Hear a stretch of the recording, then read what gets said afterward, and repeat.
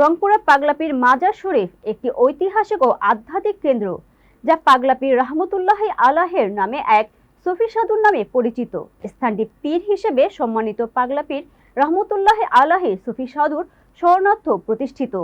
রংপুর প্রতিনিধি জিয়াউল ইসলাম জিয়ামের পাঠানো তথ্যচিত্রে থাকছে বিস্তারিত।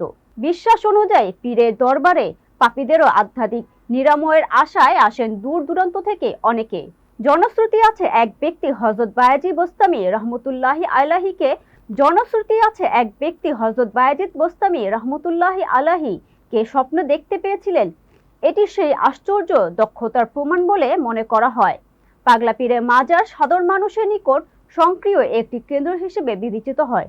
এতে প্রতি ঈদ ও অন্যান্য ধর্মীয় উৎসবে বড় আকারে দরবার বসে। সদ্য পুষ্করণী পুকুর মেলা সদৃশ্য পরিবেশের সৃষ্টি হয়। রংপুর সিটির কাছাকাছি মেডিকেল কলেজ ও ক্যান্টনমেন্ট এলাকার শহর কেন্দ্রে থেকে প্রায় 8 কিলোমিটার দক্ষিণ পশ্চিমে এই মাজার অবস্থিত।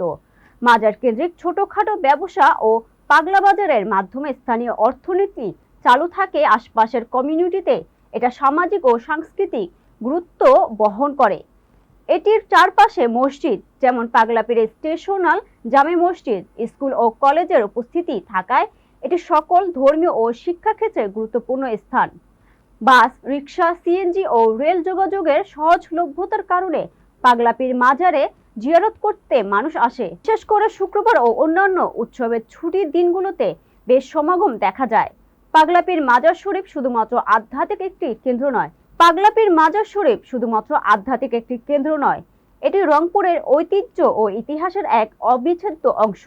এটি সুপ্ত আধ্যাত্মিক বিশ্বাসের কেন্দ্র, যেখানে আজও লোকজন মনোবাসনা পূরণের আশায় ভিড় করেন।